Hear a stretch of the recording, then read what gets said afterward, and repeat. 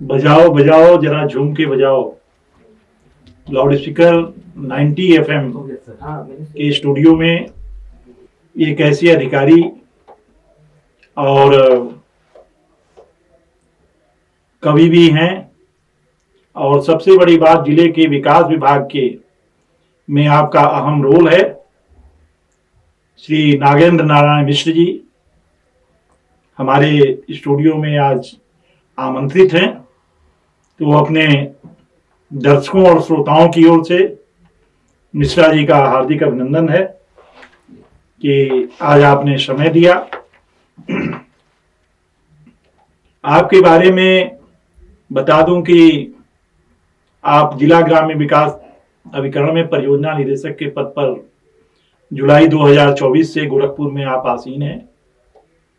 आप वैसे तो इसमें प्रयागराज के वासी हैं, लेकिन आपका जुड़ाव गोरखपुर की और प्यासी मिश्र एक गांव है, वहां से आपका के पूर्वज वहां माइग्रेट करके गए और गोरखपुर कई जिलों में आप रहे हैं और एक लंबा अनुभव है आपका। तो आज विकास विभाग में खासतौर से प्रधानमंत्री आवास योजना को लेकर के बहुत सारे बातें आती हैं, बहुत सारे पात्र लोग भी मिलते हैं, कहते हैं क्या क्या, तो क्या क्या इसके लिए औपचारिकताएं हैं, कुछ जानकारी का अभाव भी रहता है, कहीं कहीं कोई दिक्कत भी आती है, तो बहुत सारे लोग आपसे जाके मिलते भी हैं। तो गोरखपुर जैसे जिले में आप इतने समय से काम कर रहे हैं, तो आज हमने इसलिए आमंत्रित किया कि आप लोग, बहुत सारे लोग ये जानना चाहते हैं प्रधानमंत्री आवास योजना के बारे में, और सरकार और अन्य क्या क्या योजनाएं संचालित कर रही हैं। तीन सारे बिंदुओं पर आज आपसे मिश्रा जी से बात होगी। मिश्रा जी के बारे में ये एक बात और बता दूं कि ये MA अंग्रेजी और संस्कृत से हैं, और आपने PhD डॉक्टरेट संस्कृत में किया है। इतनी व्यस्तताओं के बावजूद आपका कवि मन रचनाएं भी करता रहता है। अभी तक 17-18 कविताएं आपकी आ चुकी हैं, और अभी तो आज तो हमने खास तौर से विकास विभाग में प्रोजेक्ट डायरेक्टर होने के नाते आपको बुलाया है, लेकिन आपकी रचना संसार पे भी चर्चा होगी। हम अपना जो दूसरा कार्यक्रम है साहित्य संगम, उसमें हम आपको आमंत्रित करेंगे। तो मिश्रा जी, आपका एक बार और लाउड स्पीकर 90 FM के दर्शकों और श्रोताओं की ओर से हार्दिक स्वागत है। जी जी, आप एक ऐसे विभाग की कमान संभाल रहे हैं, मतलब उसमें एक अहम कड़ी हैं आप, और ये बताते हुए भी गौरव की अनुभूति हो रही है कि आपके आने के बाद प्रधानमंत्री आवास योजना में सितंबर-अक्टूबर में गोरखपुर उत्तर प्रदेश में अव्वल रहा है। ये एक बड़ी उपलब्धि है। इसके लिए आपको अपने चैनल की ओर से, अपने दर्शकों और श्रोताओं की ओर से मैं बधाई देता हूँ। पहला सवाल ये है कि प्रधानमंत्री आवास योजना को लेकर के देश में सरकारें, मुझे लगता है कि जो इसके प्रधानमंत्री आवास योजना कब शुरू हुई थी? ये आपने बढ़िया प्रश्न उठाया। जो है, आज़ादी मिलने के बाद सरकार ने 1957 में यह 5 लाख निर्धनतम परिवारों को मकान उपलब्ध कराने का एक लक्ष्य रखा, और इसके लिए बीच बीच में यह धीरे धीरे, यह पहले ये हुआ कि ग्रामीण आवास कार्यक्रम आया, जिसे हम विलेज हाउसिंग स्कीम के नाम से जानते हैं, और सहकारिता के साथ जोड़ करके हमने उन गरीब लाभार्थियों को 5,000 की धनराशि मुहैया कराई, आते आते कालांतर में जब हम पहुंचते हैं 1983 में, तो ये जो है सब स्कीम के तहत इंदिरा आवास के रूप में आया, और यह ये चल करके 1986 में इंदिरा आवास एक स्वतंत्र स्कीम के रूप में स्थापित हो गई। और इसमें यह यहाँ पर पहले केवल SC ST इन सभी परिवारों को GRY के तहत 6% जो कंटीजेंसी थी उससे जोड़ा जा रहा था। आगे चल करके सरकार ने 10% जो कंटीजेंसी बन रही थी जवाहर रोजगार योजना की, उसमें गैर SC और गैर ST यह गरीब लोगों को भी लेकर के आवास से लाभान्वित कराया। और फिर चल करके 2015-16 में ये प्रधानमंत्री आवास योजना के नाम से यह योजना स्वतंत्र रूप में आई और सबको आवास मुहैया कराने का लक्ष्य रखा गया। यह प्रधानमंत्री आवास योजना केंद्र सरकार की है, और इसी कड़ी में मुख्यमंत्री आवास योजना के तहत जो है राज्य सरकार की भी ग्रामीण गरीबों को तात्कालिक सहायता प्राप्त कराने के उद्देश्य से यह आवास का इतिहास है। ये प्रधानमंत्री आवास योजना के लिए यदि कोई उसका लाभ लेना चाहे तो उसके लिए क्या क्या औपचारिकताएं? प्रधानमंत्री आवास योजना का लाभ लेने के लिए लाभार्थी को पहले ये मालूम होना चाहिए कि उसकी पात्रता के अंतर्गत हम आते हैं या नहीं आते हैं। तो रोटी कपड़ा और मकान में मकान उसका जो है जर्जर होना चाहिए, झुग्गी झोपड़ी मड़ई इत्यादि की स्थिति होनी चाहिए। और इसमें पहले 13 पात्रता के मापदंड थे, जिसमें 2 पहिया मोटरसाइकिल वाले को अपात्र माना जाता था। लेकिन सरकार ने इस बार बहुत अच्छा कार्य किया कि 2 पहिया मोटरसाइकिल हटा दिया, फ्रिज वाले को हटा दिया, लैंडलाइन को हटा दिया, टेलीफोन। अब ये अगर चीजें लाभार्थी के पास हैं तो वह अपात्र नहीं माना जाएगा बल्कि पात्र माना जाएगा। और इसके अलावा 3 पहिया वाहन 4 पहिया वाहन रखने वाला यह अगर व्यक्ति है तो वह अपात्र है, तो ऐसे व्यक्ति कानूनी के हकदार नहीं होंगे। इसी तरह से खेती से संबंधित उपकरण 3 पहिया 4 पहिया वाले जो हैं वो लाभार्थी जो है इस योजना के अंतर्गत पात्र है। अगर पहले ये था कि अगर किसी घर में 10,000 रुपये मासिक आमदनी हो रही है कमाई, और इसमें 15,000 बढ़ा दिया गया, अगर पर मंथ आमदनी हो रही है तो व्यक्ति ये पात्र है। इनकम टैक्स पे ही पात्र है, अगर ट्रेडिशनल टैक्स पे ही है तो पात्र है, सरकारी नौकरी में है तो पात्र है, पेंशन पा रहा है तो वो पात्र है, और 2.5 हेक्टेयर सिंचित जमीन उसके पास है तो वह व्यक्ति ये पात्र है। अगर 5 हेक्टेयर की असिंचित जमीन उसके पास है तो भी वो व्यक्ति पात्र है। तो पहले जहां अपात्रता के मानक 13 थे, उसमें सरकार ने 3 जो है मापदंड हटा दिए। 2 पहिया वाहन, लैंडलाइन टेलीफोन, फ्रिज और नाव पकड़ने वाली जो है जो उसकी मछली पकड़ने वाली जो नाव है, इसको अपात्रता से हटा दिया। अब मापदंड मानक जो पात्रता के हैं वो जो है 10 है। अगर इनके अंतर्गत लाभार्थी नहीं आता है तो सरकार ने बहुत बढ़िया पहल किया है। ये जो प्रधानमंत्री आवास योजना सर्वे 2024 अब शुरू होने जा रहा है, इसमें लाभार्थी खुद अपने मोबाइल से अगर उसको ये डाउट है कि हमारा नाम जो है परमानेंट वेटिंग लिस्ट जो 24-25 से 28-29 तक के लिए बन रही है, इसमें नहीं रखा जाएगा, तो वह अपने सिंगल मोबाइल से जो है अपना रजिस्ट्रेशन कर सकता है। इसी तरह से जो है एक मोबाइल धारक अपना एक ही रजिस्ट्रेशन करेगा, शेष अगर दूसरे व्यक्ति को जोड़ना है तो अपना दूसरे मोबाइल से करेगा। तो ये जो है भारत सरकार के ऐप पर पहुंच जाएगा, हम लोगों को जानकारी मिल जाएगी, और हर 3 ग्राम पंचायतों पर एक सर्वेयर की नियुक्ति हुई है, वह उसके पास डाटा पहुंच जाएगा, जिससे वो सर्वेयर मौके पर पहुंच करके ये देखेगा कि वास्तव में पात्र है कि नहीं। अगर पात्र है तो उसको जो है परमानेंट वेटिंग लिस्ट जो तैयार की जा रही है, इसमें उसको रखा जाएगा, और भविष्य में लक्ष्य के अनुसार आवंटित होंगे जो आवास, उनमें उसको उसका नाम रहने पर आवास दिया जाएगा। इसमें ग्राम प्रधान की भूमिका भी महत्वपूर्ण है जी।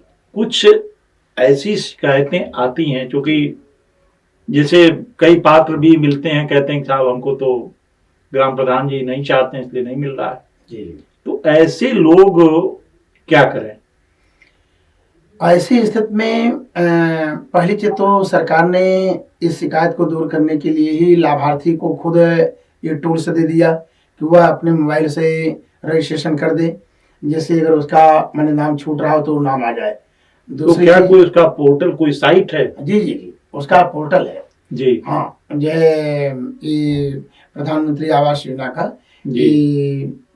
जो है आवास सॉफ्ट है, जो है उसका पोर्टल PMAY.NIC.in पर, तो इस पर जा करके वो अपना रजिस्ट्रेशन करेगा। वो जन सेवा केंद्र से भी जाके अप्लाई कर सकते हैं? जी जी जी, कहीं से भी कर सकता है, क्योंकि बहुत से लोग पढ़े लिखे नहीं हैं। जी जी जी, तो वो जाके वहाँ से उसको अपना मोबाइल नंबर वो करना पड़ेगा, यूज करना पड़ेगा। जैसे पकड़ में आवे कि ये लाभार्थी का मोबाइल नंबर है, कोई दूसरा जो है इसका दुरुपयोग नहीं कर रहा है, और उसकी अगर सुनवाई नहीं हो रही है तो इसकी शिकायतों हमारे विकास खंड स्तर पर खंड विकास अधिकारियों से करेगा कि उसका अच्छा वो अपना नाम खुद दे सकता है कि हमारा नाम जुड़ा कि नहीं जुड़ा, हमको इसमें अगर अपात्र बनाया जा रहा है, क्यों बनाया जा रहा है।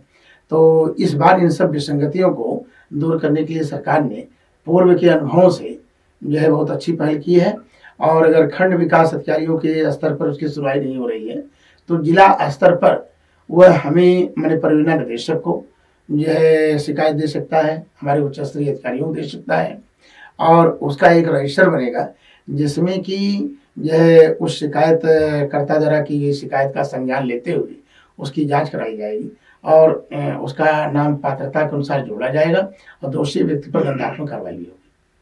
बहुत अच्छी बात आपने बताई कि एक तो दोपहिया वाहन जिसके पास था, जिसके पास फ्रिज था, जिसके पास लैंडलाइन फोन था, उसको पहले अपात्र माना जाता था, लेकिन अब उसको अपात्रता की श्रेणी से हटा दिया गया है। दूसरी बात आपने बताई है कि यदि आप मान लीजिए कि आप प्रधानमंत्री आवास योजना के लिए पात्र हैं और किन्हीं वजहों से आपकी शिकायत है कि आपका प्रत्यावेदन आगे नहीं बढ़ाया जा रहा है या उसमें किसी तरह की दिक्कत आ रही है, तो आप खंड विकास अधिकारी को, आप परियोजना निदेशक को, मुख्य विकास अधिकारी को, जिलाधिकारी को अपनी बात बता सकते हैं। ये भी जान सकते हैं कि किस आधार पर आपको अपात्र घोषित किया गया है। जिले में ये अभी तो एक डाटा जो आपका सितंबर अक्टूबर का है, उसके आधार पे आपका 61,528 आवास के सापेक्ष आपने 61,360 आवास बनाए और प्रदेश सरकार ने आपको अव्वल घोषित किया है। जी, अब इस समय जिले का क्या लक्ष्य है प्रधानमंत्री आवास का? अभी प्रधानमंत्री आवास योजना में जो 2018 का सर्वे था, तो उसमें जो अल्पसंख्यक के छूटे हुए लोग थे उनका लक्ष्य जो है 75 जो पात्र पाए गए वही आया है, और उनमें से हमने 72 को पहली किस्त दे दिया, दूसरी किस्त हमने 58 को दे दी है, 17 को हमने तीसरी किस्त दे दी और 17 हमारे आवास पूर्ण हो गए। अच्छा, इसमें कोई जाति का तो फैक्टर नहीं है? नहीं, जैसे ये मतलब सभी जात के जो गरीब हैं जी जी वो इसके लिए अप्लाई कर सकते हैं? अप्लाई कर सकते हैं, इसमें कोई वो फैक्टर नहीं है। हाँ, यह है कि लक्ष्य आवंटन धनराशि के अनुरूप और वर्षवार जो है कैटेगरी वाइज ये हो सकता है कि जैसे 5 वर्ष के लिए परमानेंट वेटिंग लिस्ट जो बनेगी तो उसमें ये होता है कि ये कैटेगरी वाइज ये दिया जा सकता है कितना आप सामान्य को दीजिए, इतना फलक दीजिए, इतना फलक दीजिए, क्योंकि 5 साल में जो परमानेंट वेटिंग लिस्ट बनी है उसको उनको पूरी तरह से तृप्त करना है। अच्छा, कितना धन अभी समय दे रहे हैं प्रधानमंत्री आवास के लिए?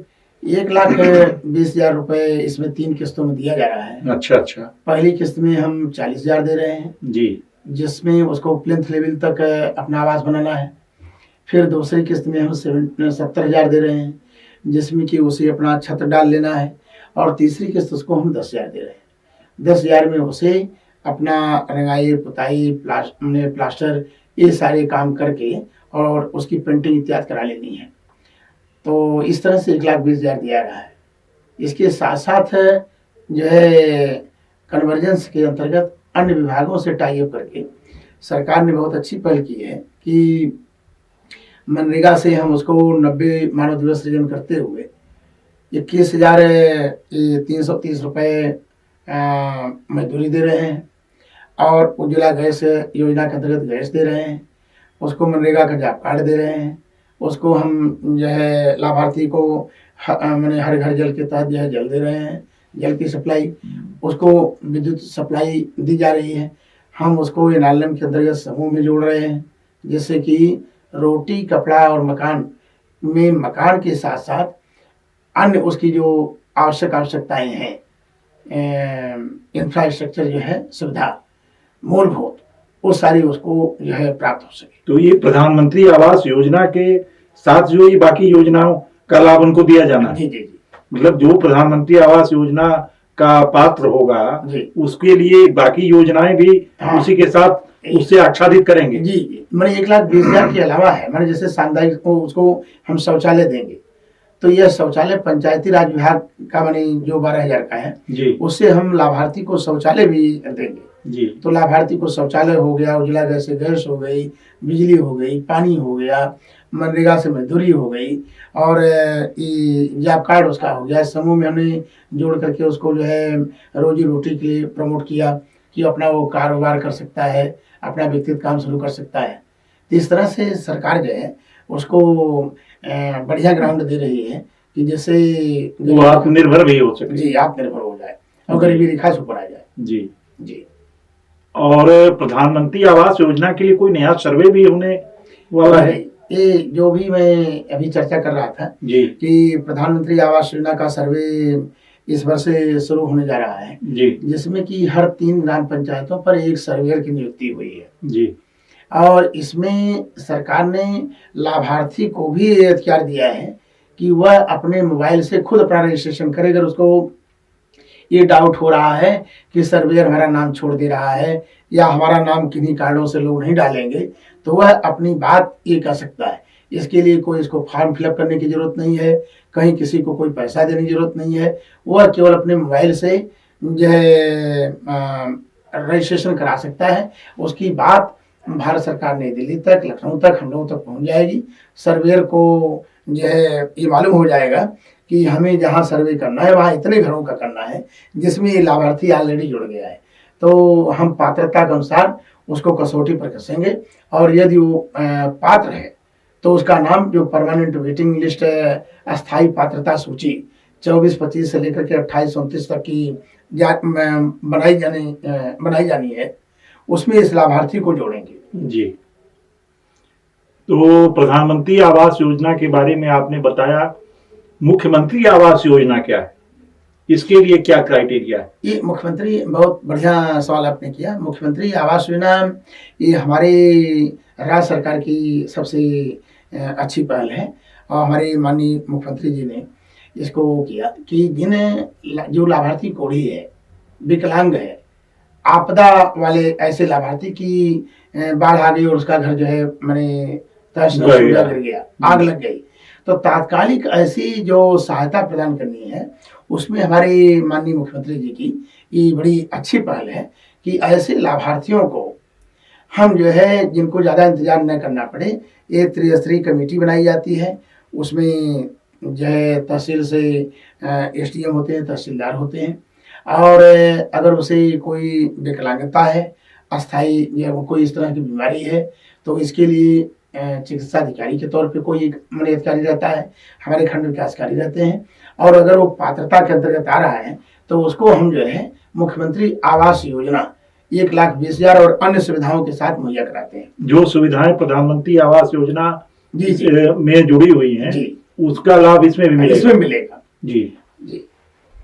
तो इसमें एक्चुअली जो आपने एक चीज और बताई कि जैसे किसी का घर जल गया हो, किसी का घर बह गया हो या कोई दैवी आपदा का शिकार हो गया हो, तो अगर जो कुछ ऐसा है तो अगर जो कोई व्यक्ति चाहता है कि मैं इसके लिए पात्र हूं और उसको कैसे अप्लाई करना है, क्या करना है, उसकी प्रक्रिया क्या हो? तो इसमें जैसे अगर इस तरह का कोई लाभार्थी है तो अगर ये आपदाग्रस्त है, किसी दैवी आपदा से मान लीजिए कि उसके साथ प्राकृतिक प्रकोप हो गया, तो उसको जो है तहसील में अपनी उप जिलाधिकारी को एप्लीकेशन दे करके उसकी जांच करवानी है, और वहां से उसको जो है पात्र पाया जाए और उसको जो है मुआवजा मिले, कि आर्थिक उसको जो है कोई न कोई सहायता मिली हो।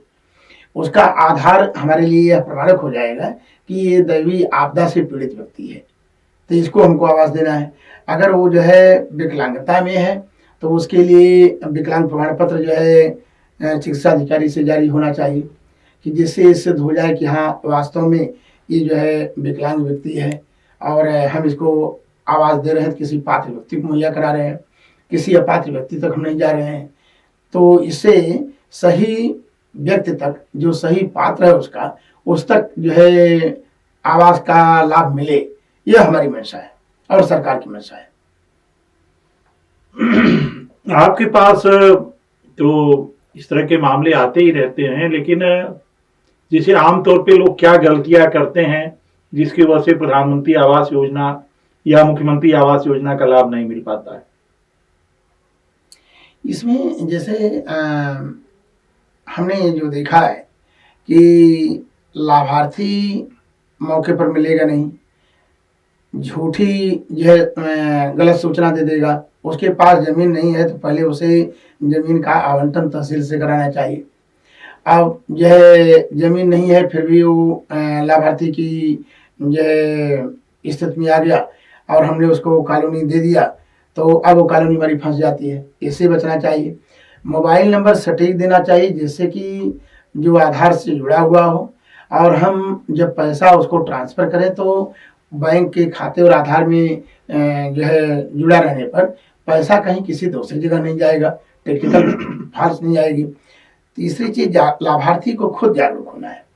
अगर सरकार की इतनी अच्छी योजना चल रही है तो उसको ये चाहिए कि अपनी तरफ से जागरूकता का परिचय देते हुए जब तक आवास बन न जाए तब तक उसे जो है कहीं दूसरी जगह उसका दुरुपयोग करते हुए नहीं चले जाना चाहिए।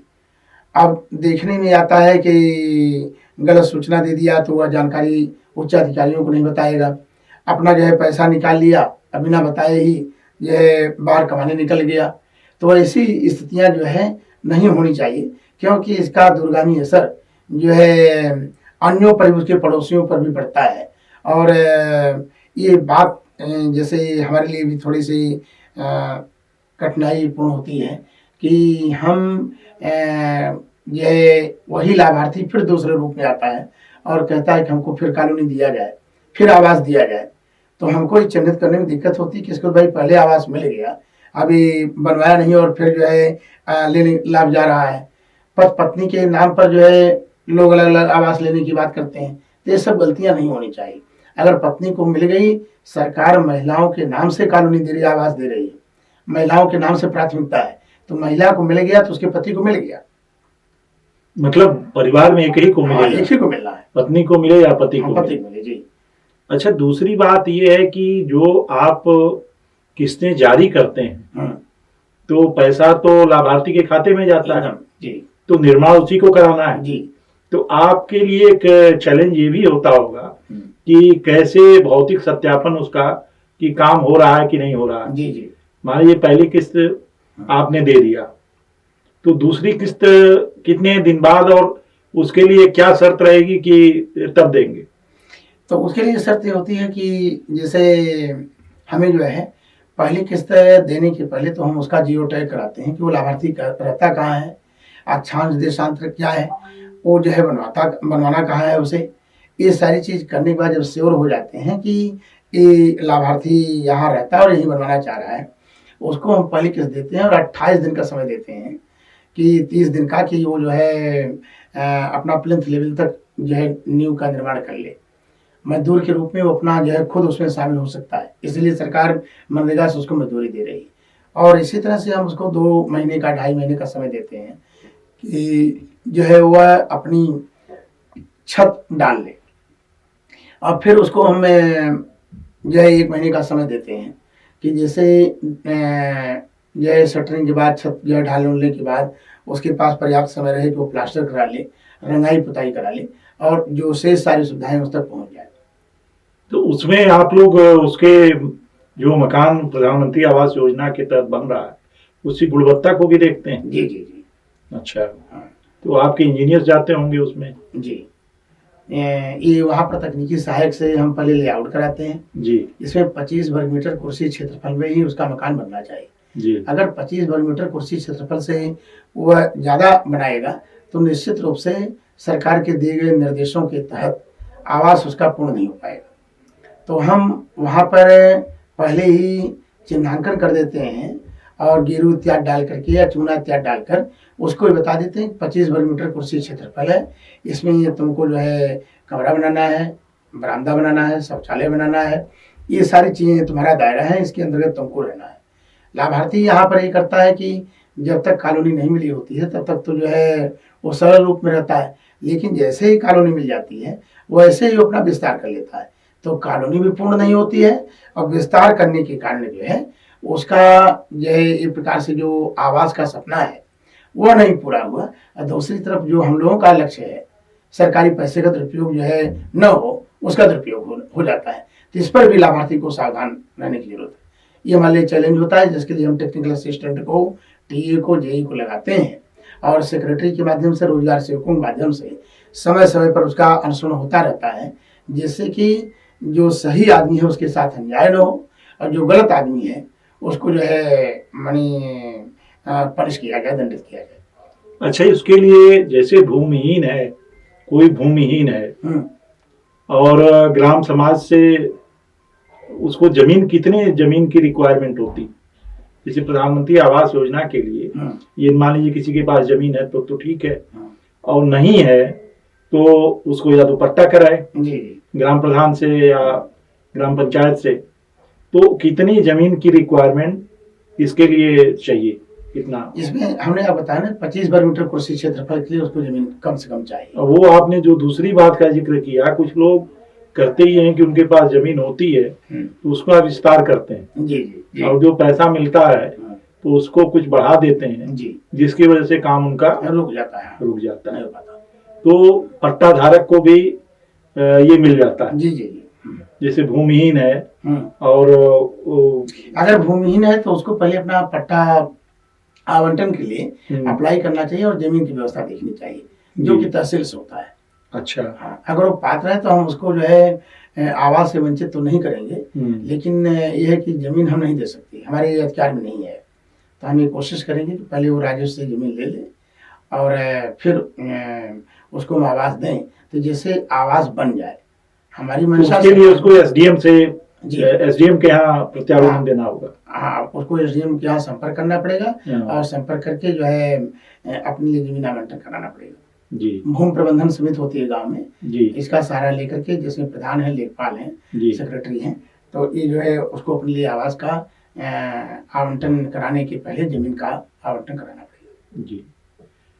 तो ये गांव के विकास के लिए और कोई योजनाएं जो? ढेर सारी योजनाएं चल रही हैं गांव के विकास के लिए।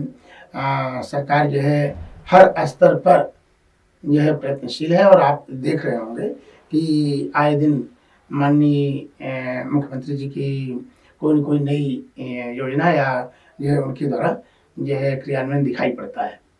तो इसमें जैसे हम सांसद निधि और विधायक निधि जो है देख रहे हैं इस समय, एज परियोजना निदेशक जो है, तो विधायक निधि, सांसद निधि के अंतर्गत हम अस्थायी जो भी कार्य हैं उनसे मांग करके ले सकते हैं। अगर कोई जो है विकलांगता की चपेट में है, उसके साथ कोई गंभीर बीमारी हो गई है, तो उसमें विधायक निधि से उसको जो है सहायता मिल जाएगी। और इसी तरह से जितने भी विभाग हैं जो है आपके, चाहे माने बाल विकास हो, चाहे आपका शिक्षा विभाग हो, चाहे आपका विद्युतीकरण हो, चाहे सड़क हो, चाहे आवास हो, चाहे पेयजल हो, चाहे पंचायती राज की सुविधाएं व्यवस्थाएं हों, सभी जो है सुविधाएं गाँव को ही जा रही है। लाभार्थी को जो है समय के साथ साथ जागरूक होने की जरूरत है। और आप जरा ये जो हम तो ये कहेंगे कि यह जो पहल की जा रही है वास्तव में ये बहुत ही माइलस्टोन का काम करेगी। हम तो ये चाहते हैं कि सभी अधिकारियों को अपनी योजनाओं के बारे में इस तरह से प्लेटफार्म पर आकर के बताना चाहिए, जिससे कि ग्रामीण जनता को जो है इन सभी योजनाओं के बारे में जानकारी हो और जो उसके लिए पात्र हो खुद आगे आए और उसके लिए पहल करें। कहाँ हमको जुड़ना है, क्या इसके लिए हमको औपचारिकताएं निभानी है, उनको जानकारी होने पर हमारे लिए भी सुकर होगा और हम एक स्वस्थ, सक्षम और सशक्त जो भारत का सपना हमारे प्रधानमंत्री जी का है, हमारे माननीय मुख्यमंत्री जी का है, हम उसको बनाने में सफल हो पाएंगे। बहुत महत्वपूर्ण जानकारी आपने दी और हमारी जो भी श्रोता हैं, जो देखने वाले हैं, उनको प्रधानमंत्री आवास योजना, मुख्यमंत्री आवास योजना और अन्य विकास योजनाएं सरकार किस तरह से कृत संकल्पित है और हम सब उसका लाभ, जो पात्र लोग हैं, उसका लाभ नहीं उठा पा रहे हैं जितना लाभ उठाना चाहिए। और आप हमारे स्टूडियो में आए, इतनी महत्वपूर्ण जानकारी दी।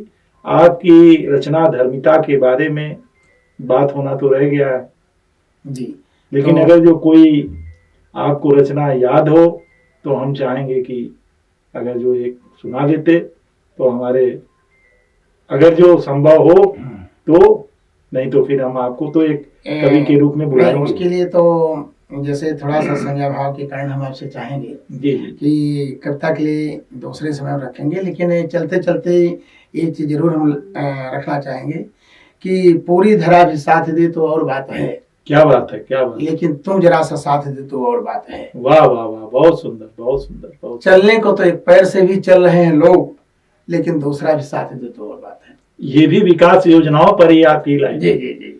और ये आपकी जो लाइनें हैं, ये लोगों का आह्वान करती हैं कि आओ मिलकर एक साथ हम जुड़े, काम करें और विकसित हों, विकसित भारत का सपना साकार करें। बहुत बहुत धन्यवाद मिश्रा जी, आपका धन्यवाद। बहुत आप आए, स्टूडियो में समय दिया और हम फिर कभी आपको याद करेंगे। निश्चित। आप सुनते रहिए लाउड स्पीकर 90 FM, देखते रहिए लाउड स्पीकर 90 FM। फिर हम किसी नई शख्सियत को लेकर के आएंगे। बजाओ बजाओ, जरा झूम के बजाओ।